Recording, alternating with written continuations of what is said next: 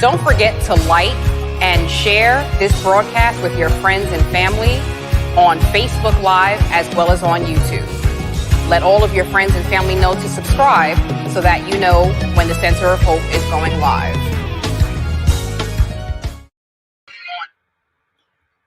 Welcome to Real Talk. If it's Monday night and it's 9 p.m., it's time for Real Talk. Welcome all the Real Talkers tonight. I'm your co-host, Bishop Mitchell G. Taylor.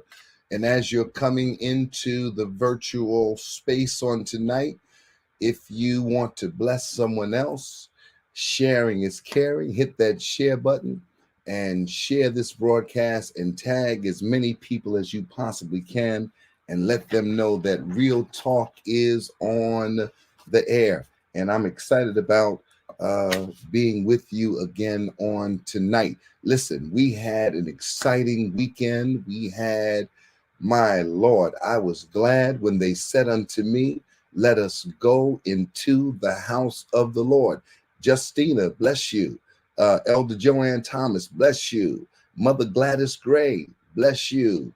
Ann McCrae, bless you on tonight. Elder Trina McCrae Davis, bless you on tonight.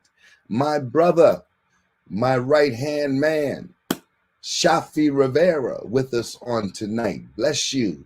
Blessings to all the Real Talkers tonight that have joined us on this Monday night. Many of you, if you're in the Northeast region, you're preparing for a storm. They're saying that we're going to have the biggest snowstorm or the largest accumulation of snow in 2 years. We haven't had this much expected snow in 2 years. So get ready to button down the hatches. Juanita Wins, bless you. Barbara Waring, bless you, sis. Barbara Smith Taylor, bless you. Miss Candy Can, bless you. I think I know who that is. That's Lacey Lace. Linda Green, bless you, Linda. Thank you, Mother Gray, for sharing on tonight. Thank you for sharing on tonight. Listen, just before we get started, I don't want to forget this on tonight. Oh man, who is this one from? Oh yes, here we go. Okay, to Bishop and the Kohai family, we the Scott family, that's our mother Scott, would like to thank you so much for your prayers and love during the time of our bereavement, Mother Scott, and that's for the homegoing service of her husband, Brother John Scott. Also, from the family of Lillian Arletha Long, dear Bishop Taylor and the Center of Hope International, perhaps you sent a lovely card, sat in a chair, sent a flower piece, or we saw you there, your kind words, perhaps just a thought of us that day. Whatever you did to console our hearts, we thank you, whatever the part. And then handwritten, thank you for all your support. It goes a long way. Love, Mother Eunice Newland and the Long family. So our prayers go out to all of those folks that lost loved ones. And then, of course, we appreciate you sending the cards of appreciation on tonight. Also, but let me bring in my co-host on tonight, the Honorable Bishop Liston Page II. Bishop, bless you. Good evening, Bishop Taylor. How you doing tonight, my friend? Listen, if it got any better, I couldn't stand it. The Lord has been good. The Lord has been good. And just going over a few of the highlights for this weekend. We had a tremendous outpouring this weekend. They tell me that Highway Church is not standing. You guys had to call the contractors in this morning to put the sanctuary back together. I don't know what y'all doing over there on 371 South 10th Avenue in Paterson, New Jersey, but it's reverberating around the country here. And so, yeah, and at Center of Hope, we had an explosion. at 12-11 40th Avenue. The Lord met us in a powerful way. And then on top of that, the Chiefs won. And so, I was happy about that. Sorry for the Niners and all those fans, but it is what it is. Also, I wanted to mention Brother Douglas Carr and his wife, Carmen Carr, celebrating 26 years. Because Wow. I married them 26 years ago, and they're celebrating 26 years of marriage on this Wednesday. Happens to be Valentine's Day. Okay. And also their son, Keyshawn, Officer Keyshawn Carr, had a birthday last week. And so happy birthday to him. And also to all the February celebrants, Administrator Elaine, Phoebe has a birthday on Wednesday, Valentine's Day. Then her daughter Sonia has a birthday today. And I've been praying for Taraji. So listen, we've got a lot of exciting things going on.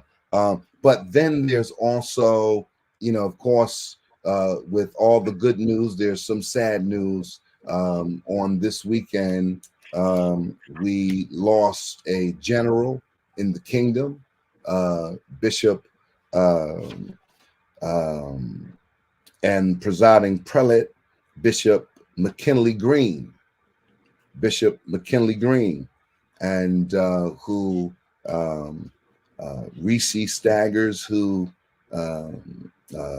used to be a part of that church after she left her grandmother's church, and I had the opportunity to preach there several times. And Bishop Green was 83 years of age. Wow. And just wanted to read this missive that went out, and he always said that he wanted to, if he went home with the Lord, he wanted to go from his church. And he not only died at his church, but he died in his pulpit, behind his pulpit, standing at the pulpit, leaning on the pulpit. And he went home to be with the Lord in that split second.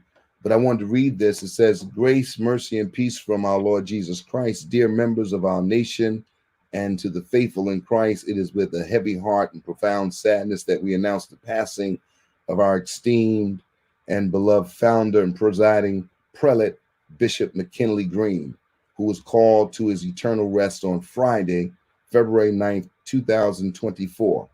This loss is not only felt deeply within our church community, but also across the nation, where his spiritual guidance, unwavering faith, and compassionate leadership have touched the lives of many. Bishop Green served as the founder and presiding bishop for 40 years, during which time he exemplified the virtues of kindness, integrity, and devotion to the teachings of our faith. His commitment to serving the Lord, his congregation, and the broader community has been evident in every aspect of his ministry. And we are certain that we'll get more information. Matter of fact, I do have more information. His homegoing is this Sunday at 6 p.m.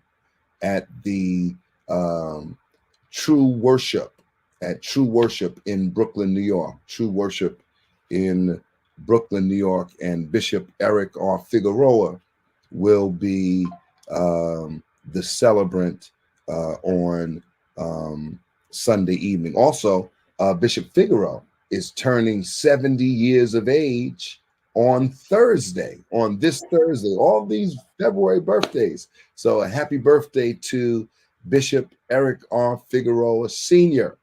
On his 70th birthday on this Thursday.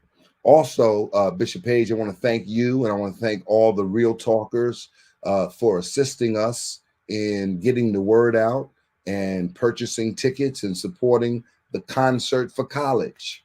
And this is my first opportunity since Wednesday to thank the Real Talkers. Of course, I was thanking people on Sunday and Sunday morning in both services, but I wanted to thank all the Real Talkers because not only did we fill the auditorium, but it was with overflowing. It was packed to capacity and overflowing into the halls and outdoors, out in the hallways of the college and what have you. And we had a tremendous concert, and we were able to reach our goal. Our goal was $200,000, and we reached that goal of $200,000. I want to thank all of the members of the Center of Hope, all of the Real Talkers, all of the Highway Nation, everyone that assisted in any way, in every way that you did. We thank you, and I don't take it for granted what you did, hitting the website, getting the word out. It was a tremendous night. So thank you for your patronage on that night. So I got my thank yous out on tonight. Bishop just wanted to get those in the way on this evening. But Bishop, tell us what's happening at the Highway Nation. Tell us what's going on in the Liston Page 2 Ministries this week.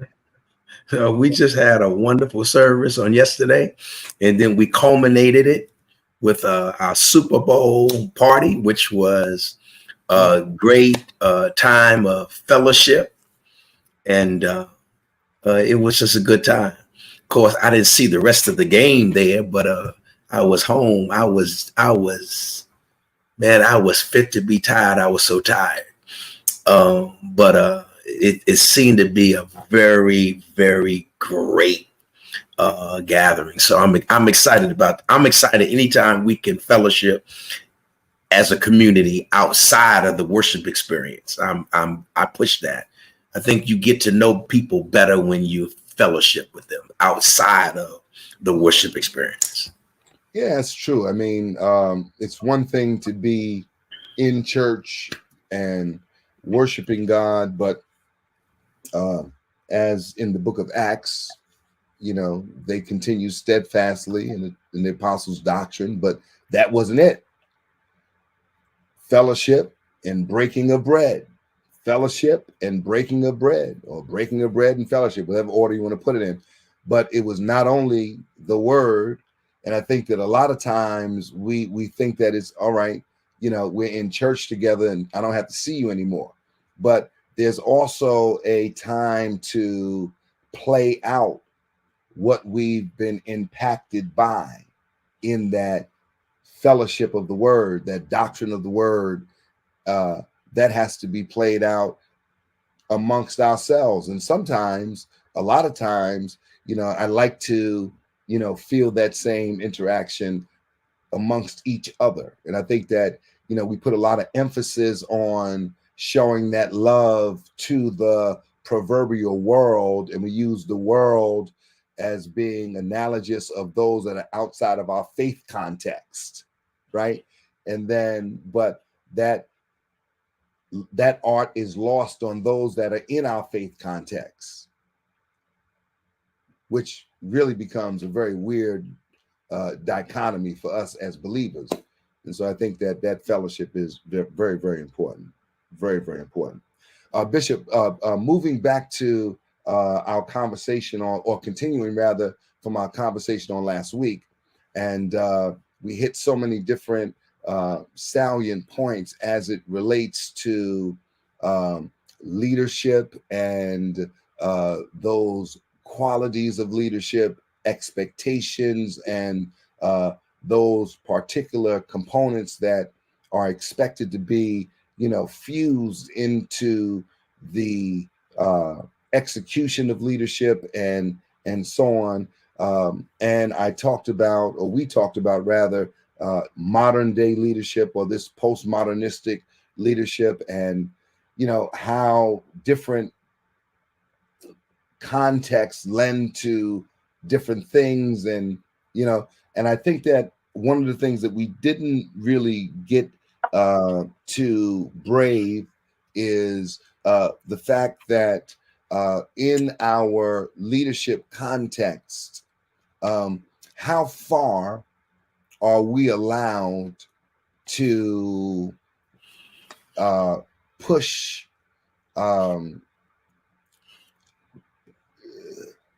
into a space, or push into those spaces that we consider evangelistic thrust in order to bring people into our faith context. But I'll also say this, that why is it that the church protects the world, but the world does not respect the church? And so I think that, looking at those dynamics, is something I'd like to pose to you on tonight, because, in as much as we as believers want to impose what we believe so that there may be some persuasion on the part of the listener or those that are being impacted, how far, are we willing to go, or how far can we go, or how far are we able to go without crossing any lines? And when do we know that we've crossed the line? And have we seen those lines being crossed? And of course we have, but what is your thought, as it relates to that? I think when we go back to talking about leadership competencies, I think it's important that, as you forestated so eloquently about this being a post-modernistic society, a secular humanism, and diversity, religious pluralism, I think what has hurt us is our desire to be relevant, but we've lost our relevance. And we lost our relevance because we're trying to identify with a system, with a structure that is secular. It's not sacred. And if we don't embrace what we would consider the tools or the vehicles of the sacred, most modern believers will call us prehistoric dinosaurs, or that we're archaic, or that we're out of step with society. But the question is, are we called to be in step with society?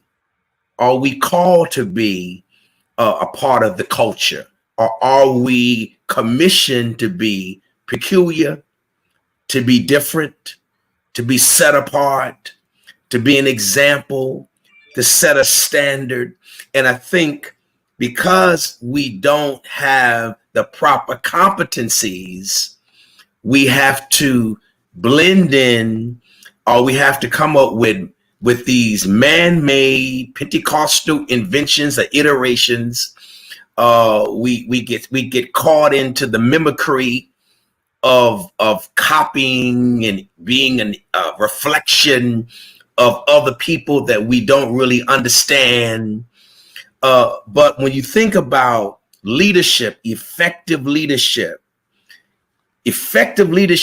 is flexible to change, but the changes that they make come into the packaging of just new methodology.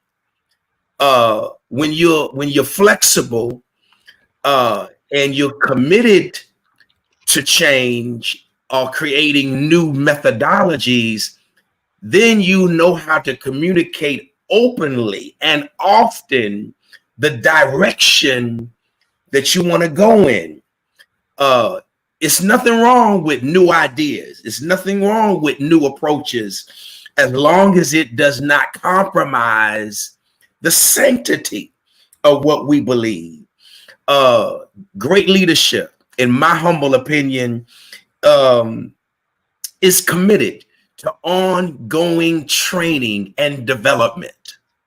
And if we're going to be relevant, it's about understanding how to minister in these times. It's learning how to understand the language and how to use our language to get them to understand something that is ancient, something that is archaic, not prehistoric, but it is an ancient, archaic writing, the Bible, and then finding a way to make it more palatable and more acceptable, not taking away the strength of it or the meaning of it, but putting it in a paradigm that they can embrace. It's just like teaching and preaching.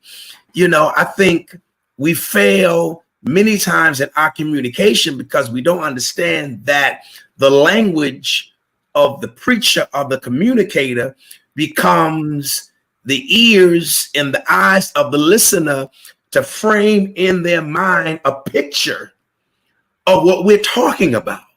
So we don't use the right language, their ears and their eyes cannot see the picture that we're trying to paint. So we have to learn how, in my humble opinion, to communicate better.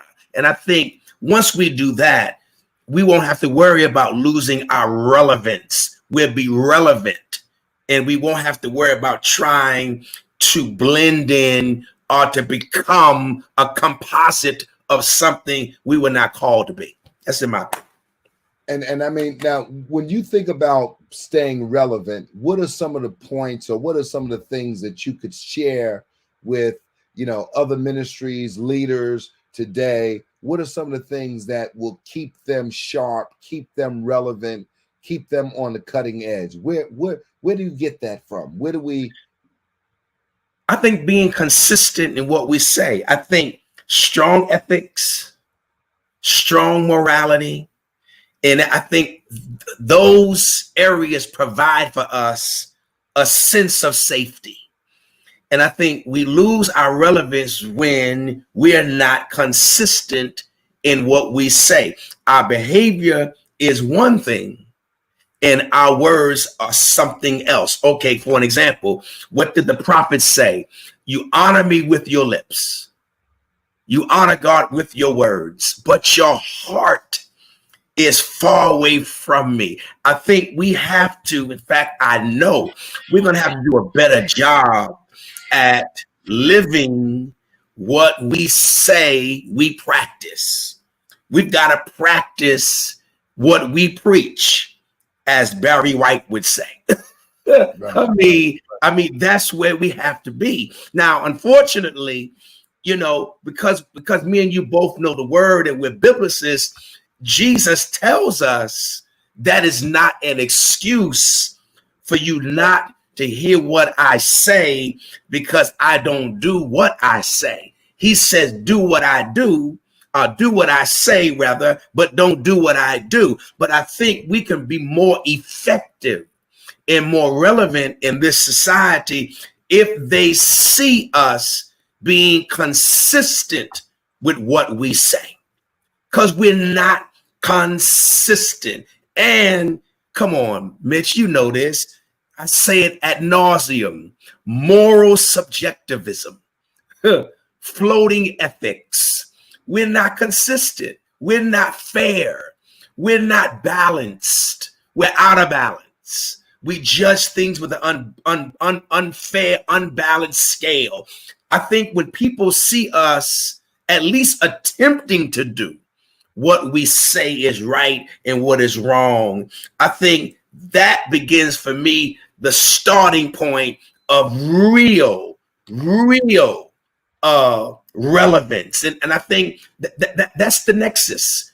We're not consistent with what we say, and we don't do what we say. We don't live what we say. And then you may not agree with this, but we don't defend what we believe, because what we believe is always subject to change. So if I don't believe what I say, and I certainly can't say I believe it because I don't practice it, that means then what I will practice is subject to change. So we're vacillating in and out of different things, and we're not concretized in any conviction. It's all subjectivism. Well, I mean, listen, one of the reasons why I think that, you know, we're ever learning and ever coming into the knowledge of truth. So I think that, you know, our relevance may fluctuate. You know, I think there is a percentage of fluctuation that is allowed because of the expansion of truth.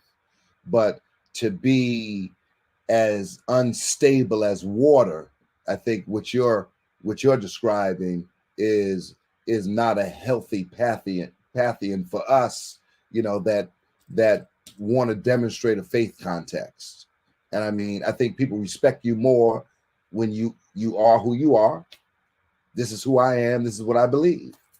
I believe this today, and I believe this tomorrow. Now, my faith context may expand by a small percentage based on new information, but I'm not going to be black today and white tomorrow.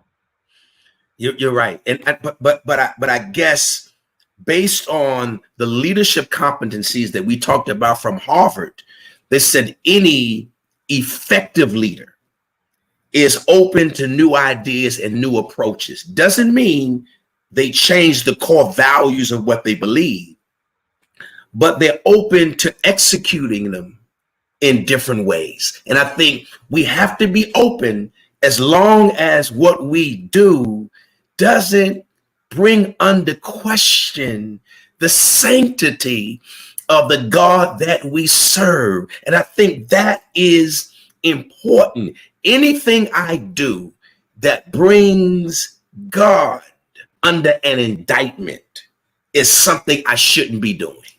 Right. Anything I do that causes people to sequester my God is something that I should not do, particularly when they're sequestering and they're bringing the God that I serve under question as it relates to his consistency. Well, you said we couldn't do this. You said we shouldn't do that. But I see that these are things now that you're embracing. If I can't defend it biblically, I don't believe we should be doing it. That's really what I believe. If we cannot defend what we believe through the scriptures, we should not be doing it, because everything we do, you and I believe, is found in this Bible right here. This is supposed to be our manual and our guide to our faith practice, to our traditions, and what we believe. Now, we may have to dig deep in the scriptures and unpack them in a way that is relevant for 21st century ears. But it's in here. If you search hard enough, it's in here. That's what I believe. And it doesn't change. And it's in there. And you know, and there's something about if you wanna hide something from somebody, put it in the book. You know what I mean? I could never understand why our parents would hide. They would put money in the Bible, because you ain't never going in the Bible. You know, you ain't. But the more you think you know that is in this Bible and in this book, you know, and the more you read, the more you realize you don't know. And there's so many, you know, things that we can take away that are so valuable, you know, to our life and living today, if we just took time out just to ingest this word that is before us. And Mitch, nobody talks about servant leadership anymore. I'm sure people do talk about it. Nobody talks about what it is to be a servant leader, because the greatest example absolutely for servant leadership is Jesus Christ. He's the greatest example of servant leadership. Well, I mean, you want to be great? Humble yourself.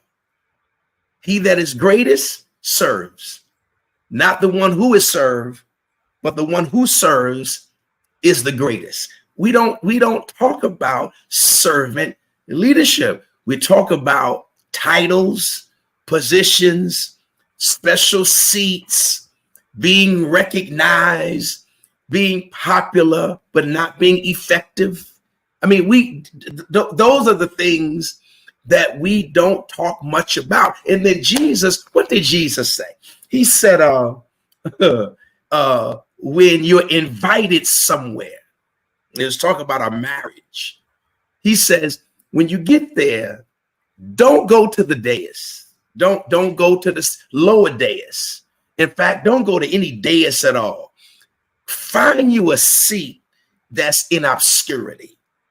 They don't even have to know you're there. He says, but when you go sit at the dais, someone may come in of greater reputation than you, and then you're going to be asked to come down. It would be better to be asked to come up than for someone to say, you're in the wrong seat. Come, come here. You wrong spot. Come. And they put you in obscurity. We don't talk much about servant leadership anymore. And that to me is why we're producing these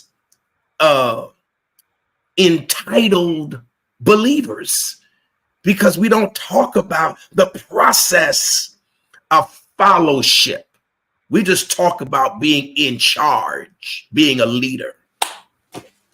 That's true. And let me ask you, you are also, a consummate sportsman. I wrote this down. I'm glad thank God for notes. But what did you think when you brought the servant leader thing up?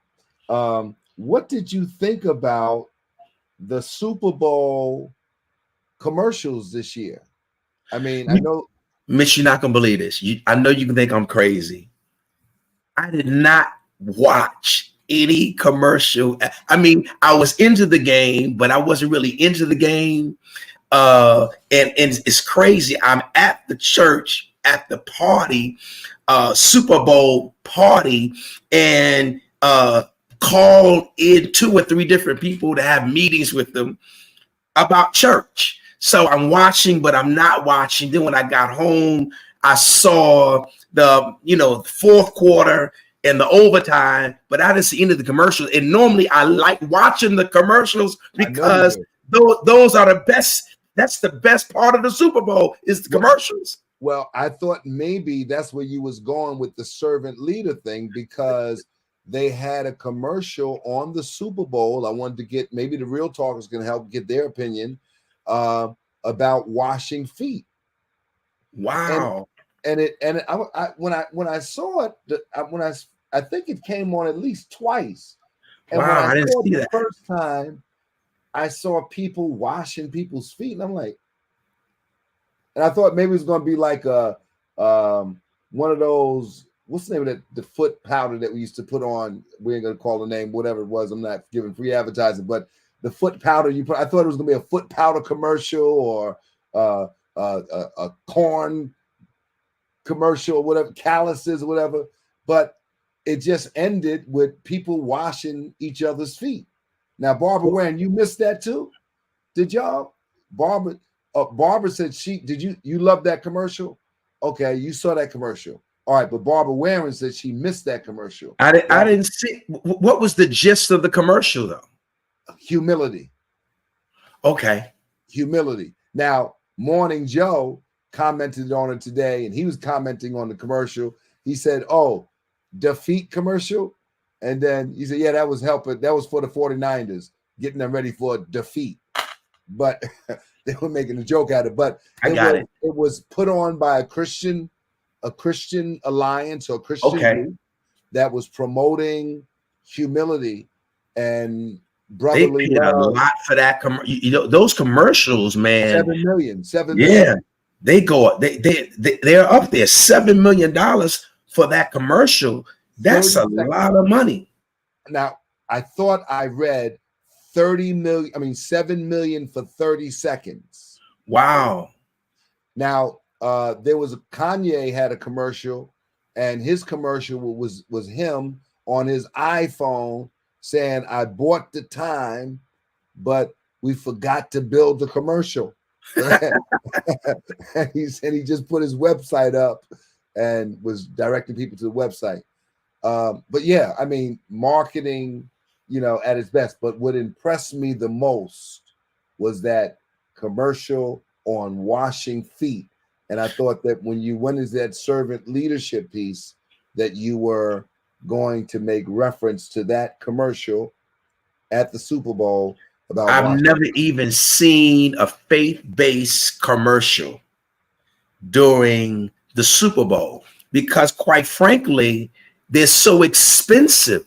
The airtime it's prime time. The Super Bowl, football is the number one sport in North America. That is our number one sport. The money that it generates. So just to have a 30-second, 15-second, 20-second commercial costs millions of dollars. So I wouldn't think a faith-based company who probably is nonprofit would pay that type of money for a commercial. But I'm glad to hear that. Yeah, Bronicat one said they saw it. They didn't expect a faith-based commercial as well. Yeah, it was, it was a very subliminal message that I thought was very powerful, very impactful. I'm just wondering what would be the follow-up. I guess that's a classic. But see, this is what has me concerned. It was powerful to you because you're spiritual. And the Bible says that, we who are spiritual understand the deep things of God. Though very simplistic, but yet it takes spirit to discern spiritual messages. And that message would impact us differently than someone who does not have a faith tradition or faith practice. They may have just tried, what did that commercial mean? But it could have been an evangelistic outreach moment that they said, whoever the faith-based company was, that I'm sure that their name came up and they could go on a search to find out, who is this? What does this mean? So it could have been used as a very ingenious outreach moment for those, who may have been touched by watching that act of humility or the act of washing somebody's feet. We'll never know. We'll never know. But for you and I, we see it as what a tremendous message. Right. But right. We're spiritual. And the lens that we look at those things through is much differently than those of the world. Right. I want to correct the name. I just saw the handle. Abronia, yes. Yeah, Abronia from Chicago. Yes. Abronia. Yes. She saw that. She didn't expect to see a faith-based commercial. Okay. And yeah. So I thought that was very, very, very powerful. But going back to the servant leadership piece, it goes back to people and giving their convenience. Today is not a day where people are giving away their convenience or their time.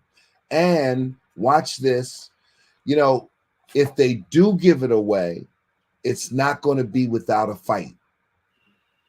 Now, that's a powerful analogy. If I give you my convenience, if I give you my volunteerism, if I give you my servant leadership, if I give you my lay leadership, it's not going to be without a fight or without a struggle. What does that mean? People are not, you're right. People are not giving up convenience. They're not. They're not going to be inconvenienced. But if they are, it's like fasting. I'm doing it, but I'm not happy about this right now. You know, I'm turning down my plate, but you know what? I'm not a, you know, when Shabbat comes or Shavat, you know, depending on how you pronounce it, when the sun goes down on Friday and the Jews start their Shavat, they don't say, all right, happy Shabbat. They ain't nothing happy about the fact that I can't eat, can't use mechanical devices, can't drive in the car. If I want to go somewhere, I gotta walk there. No. So the better word is easy fast. But you know, Mitch, I think, you know, I think you're right. I know you're right in many instances, but I do believe there's a segment of people that understand fasting and praying as a part of our faith walk with God. I think they believe that, they embrace that. And if they didn't, I mean, we would probably not see the type of participation that we do have in January. Your prayer revival is a wonderful expression of that, where people, they get up 5 o'clock in the morning to get online. And prior to the pandemic, I was there. I know what I'm talking about. They'd be lining up outside of Center of Hope 5:30 to get in. And it would be jam-packed every morning. We wasn't online. So I think that there is a remnant of people that see the importance of the fast and the consecration and the prayer. And I think you're right. By and large, we hear those who are not making the sacrifice, are not giving up their convenience. But I believe there's a remnant of us, and you're the top of that list, that, you know what? I know it's not popular to make a sacrifice. I know it's not popular to give up my convenience, but this is part of my faith practice. I believe in mortifying, crucifying my flesh. And one way I do it is I don't eat. And you know what? I do like it. I like how it makes me feel when it's over. You know, of course, the process is grueling, it's drudgery, but the effects that I reap when it's over is so great. So, you know, and that's always something I love to applaud you about, because there's not many that I know that have started a prayer revival at 5 and 6 o'clock in the morning.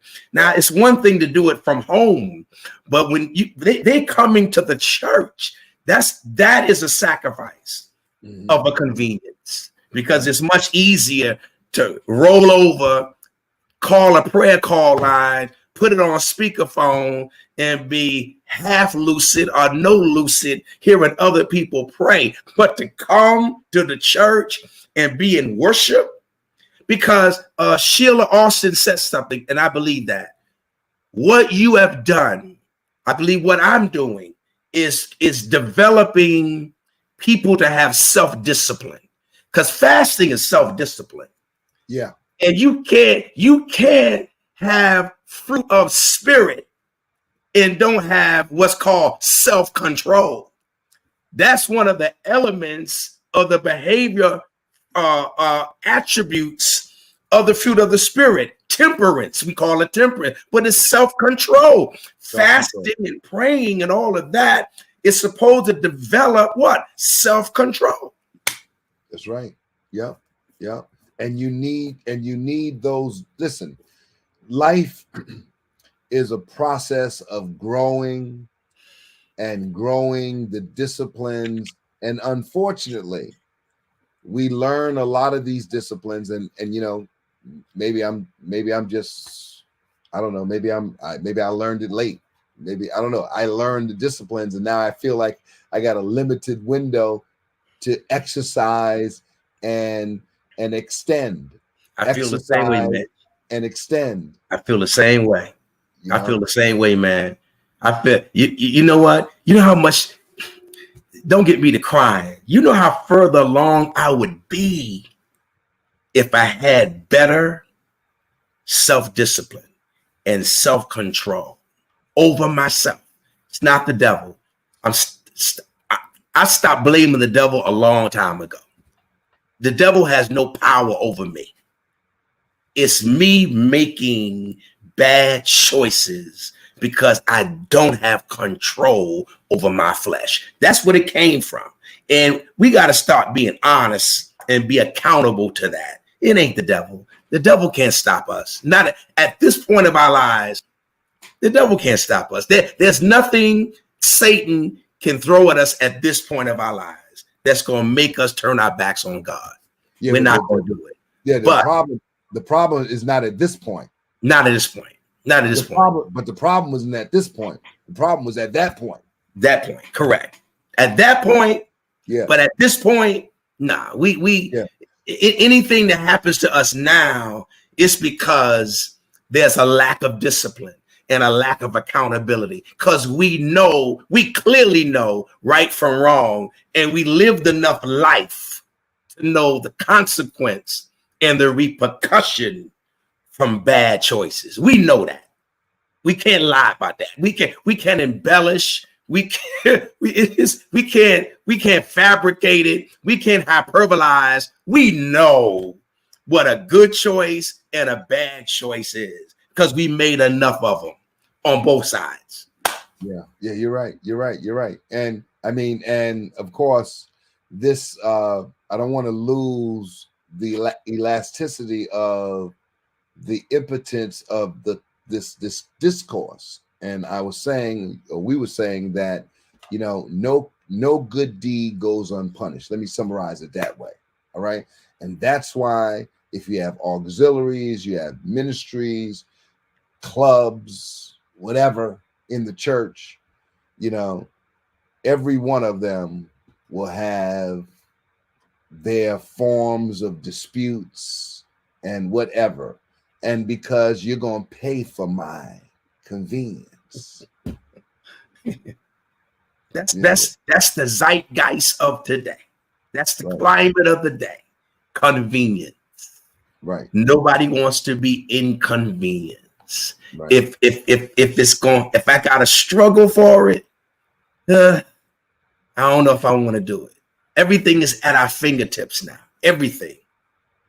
Let me ask you a question. Somebody asked me today, and we're almost at the end of this journey. But this is an interesting question. Interesting question. If you had the choice to die and go to heaven right now, you ain't sick, you're in your right mind, you're going to have plenty of money to live comfortably. It might even get better for you. Probability is if things are the way they are now, it's going to get better. But I can give you heaven now, or I can just let you hang out, see what the end is going to be. You asked me the question. Are you asking me? I want to know from all of y'all, what is your answer? What is your choice? You that love the Most High God. I can't wait to be with Jesus. I can't. Oh, how I want. Well, did you answer the question? We're not asking that. We're not asking a question with a question. We're asking the real talkers tonight. Okay, so we're going to wait for them to answer it? Well, I mean, I don't know. I mean, I didn't answer the question because I don't know how to answer that. Well, I know how to answer that very easily. I would love to, because of selfish reasons, I would love to stay right here because I have some selfish reasons why I want to be here. I want to see my grandchildren grow older. I want to be there when they're married. I want great grandchildren. There's certain, and it's nothing about money, because that's going to come. Like you said, it's going to come. It's a part of what we do. It's going to come to us. It's going to find us. Health. Thank God for health. But if I was to say be healthy and stay here longer with finances and resources, with the ability to still minister to people, or die and go and be away with the Lord, my choice, because of selfishness, would be to be here to see certain things happen in the lives of other people and my family in particular. I want to be there when I'm gonna say it again. I'm gonna be there when my granddaughter gets married, because I'm marrying her. I'm gonna be there when Carter's at the altar with a girl. I'm gonna be there to marry him. That's my selfishness. And it's not about money. It's not about continuing to build my ministry in a church and to be known. I've done all that. I want to now pour back into my grandchildren, people who see me as a father. I want to pour into them. Children that go to my ministry whose parents have given them to me to mentor and to train. I want to see them maximize themselves. Now, die and be with the Lord, I'm going to do that anyway. Because I'm going to do right. I ain't got to worry about being with the Lord.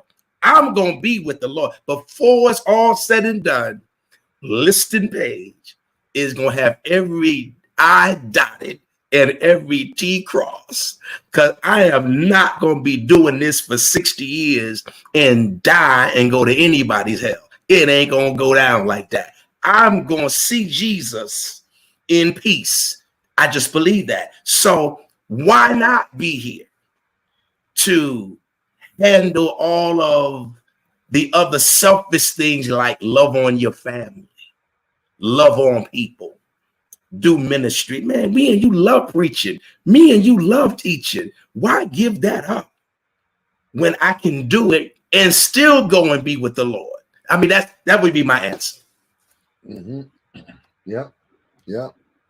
And it again proves the point of God making us in the Imago Dei, and us having all of the resources. He gave it to us.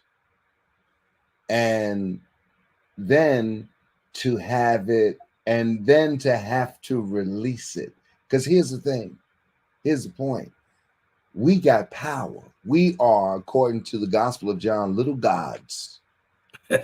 And power is not relinquished. Power is arrested.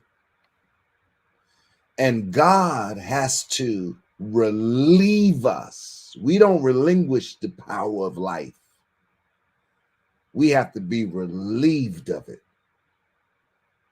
And, everybody talks about heaven, but nobody wants to die to get there. Period. We'd rather live in this context.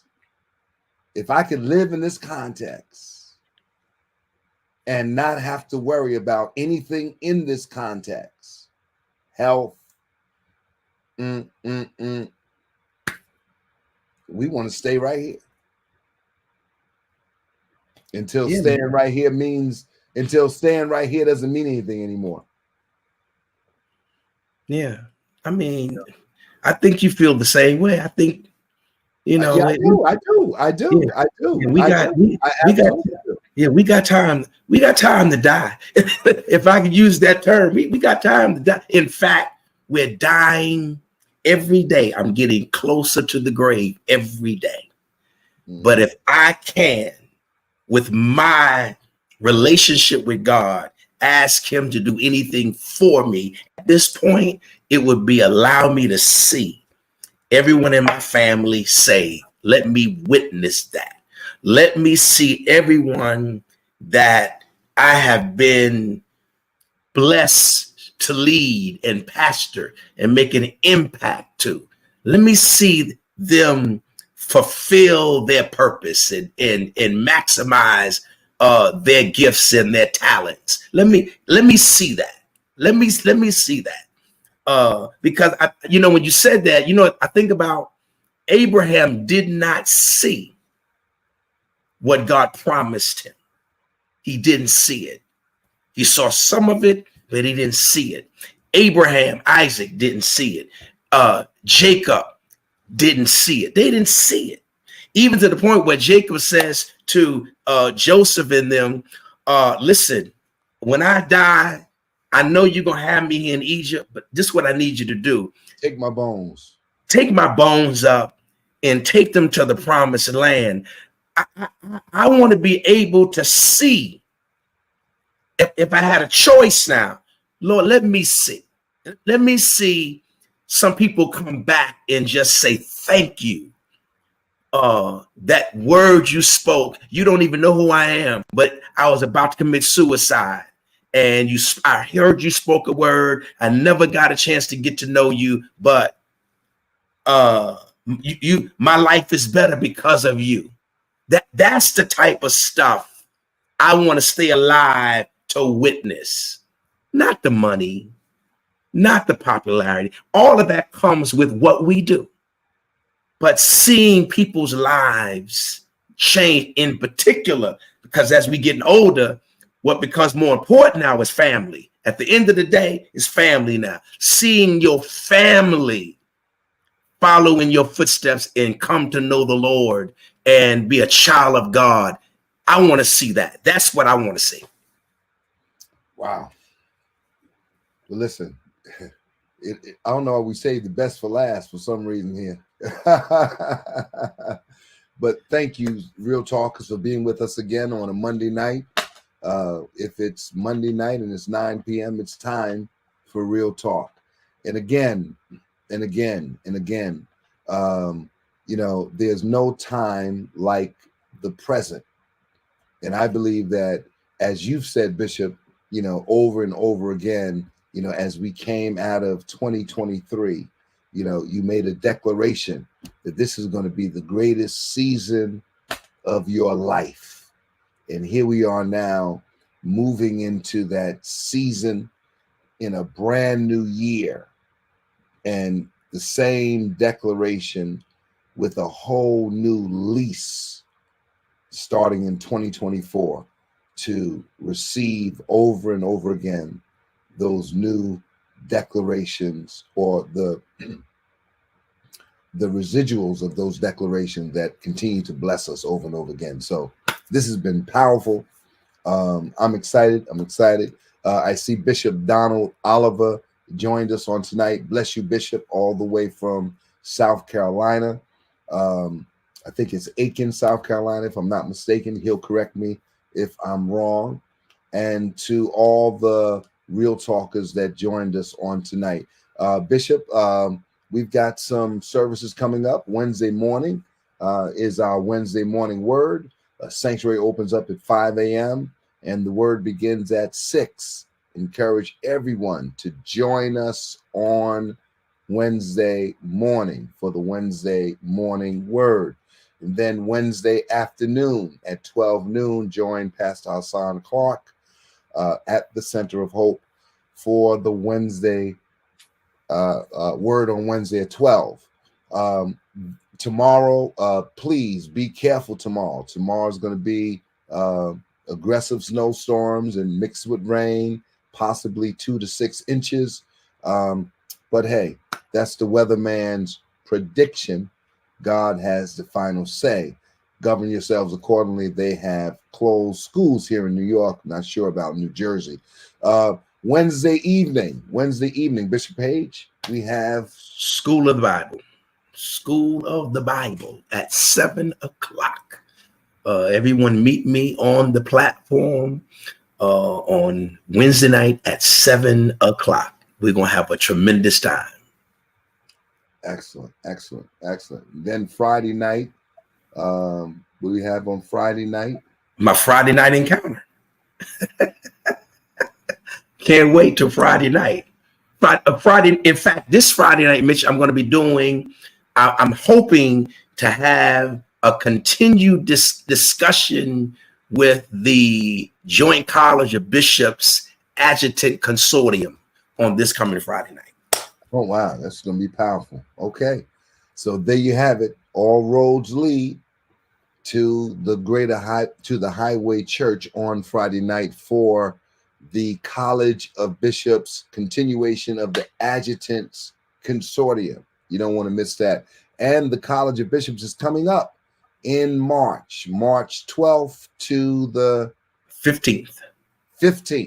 March 12th to the 15th, Cleveland, Ohio. All right, listen, the ways to give are on the screen.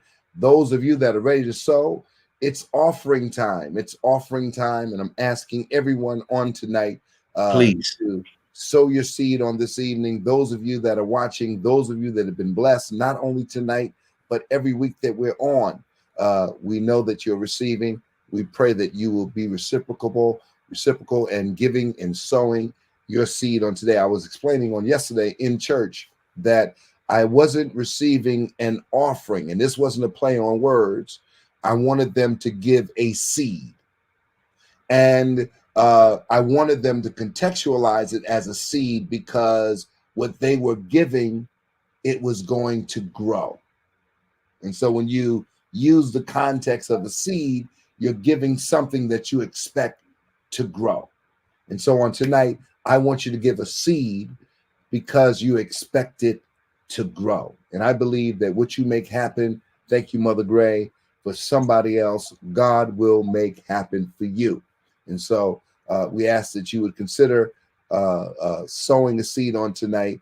And I believe that you will be blessed and highly favored for doing such. The ways to give are on the screen. Those of you that are giving and watching after this broadcast has already aired and you're watching it, and you too still have time, and we ask that you would sow a seed as well. All right. Any final words, Bishop, as we are signing off on tonight? Let's be praying for Lakewood Church in Houston, Texas, that experience that gunfire on yesterday in between services. A young lady, 36-year-old, with her son, 7 years old, came into the church and opened up fire prayerfully, and we thank God that not many people were injured. Of course, she lost her life, and her son is in critical condition. But let's keep the church in prayer. Let's keep the victims in prayer. And it goes back to something we talked about 3 years ago, Mitch. The next pandemic was going to be a mental health pandemic. And they've done the research and found out that she was struggling with bouts of mental illness for many years. So let's be in prayer for those who are having those type of thoughts and challenges in their mind, because we don't know who we come in contact with every day that looks like they're sane, but they're having some breakdown. So let's keep them in prayer. You know what? I'm glad you brought that up. I meant to say that from the top of the hour when I talked about Bishop Green. In some kind of way, I got sidetracked. The little boy is in critical condition. Yeah. So we're praying that, that he would survive and pull through. And yeah, that's, it's real. It's real. And yeah, things are happening, all over the land. And that we're definitely praying for the Lakewood Church and the families that were there during that time. Wow. What a Mitch, think about the trauma. Even those who did not experience being shot, just the trauma being in that environment. And I think Valencia Clark is right. I think you're right, Valencia. We do need to have a topic on church security. I think that is a very important discussion that we probably need to broach going forward. Because there was a time where church was a sacred environment where no one would violate it. But that day is long gone now. Man, that's we would, it's funny because we were talking about church security parenthetically. I think either this Sunday or the past Sunday, and I was just saying, that running up in urban churches is not the smartest tactic for most criminals. You know what I'm saying? Because you run up in the wrong church, not mine. Nice. Not mine. It's not going to be that nice. You know what I'm saying? And the problem is, you just, again, self-discipline and see, Valencia, you are right. You see, because I have to, I got to calm down. My guys got to calm down because, everybody's strapped. Got to de-escalate. You have to you have to find a way to de-escalate it. Because see, everybody is strapped. And the point is, innocent people, you trying to be a hero, but listen, innocent people, it's just, man, it's just really, you're right. That's a great conversation. I love to get, head of my security on and get some folk, and we need to talk about that because that is really a good topic for us to kind of. It is, and I think people, head on the swivel. I was talking to Shafi, one of the guys is hanging out with me, and he was just agreeing with me, saying, "Yeah, Bishop, you're right. Head on the swivel. You can't sleep not 1 second. You can't sleep at the wheel now. No, nope. Man. You got to have your head on a swivel, looking, being aware, and whatnot. And people being around us, they have to be aware. When we're proverbially kissing babies and shaking hands, they can't be kissing babies and shaking. They got to be watching what's going on. And they have to be willing to de-escalate. They cannot add fuel to the fire. They have to have control of their temperament. They have to know how to move without bringing attention to a situation. I think classes and training is very important today. It has to be. You're right. You can't pick up people and move them to the side just because they're in your way. You can't do that. You got to use some tact and discipline. Yep. All right. Well, listen, this has been great. This has been awesome. Thank you, Bishop Oliver, for your seed on tonight. Thank you. Those of you that are sowing seed on tonight, do it before we sign off. Do it before we sign off. And God bless you for the same on tonight. All right. Education is most important. Yeah, you're right. Education is very important. Training is very important, Valencia. You're right. And staying woke is also very important. You're right. You got to stay woke. All of those things. All right. Listen, this has been thank you, Barbara, for your seed. This has been another tremendous conversation and dialogue. Next week, we hope to see everyone back with us. It's President's Day. It's President's Day. Yeah, next Monday night, President's Day. And we'll be here talking about the president. How about that?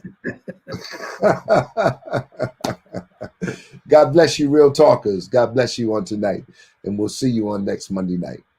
Walk with the King today and be a blessing.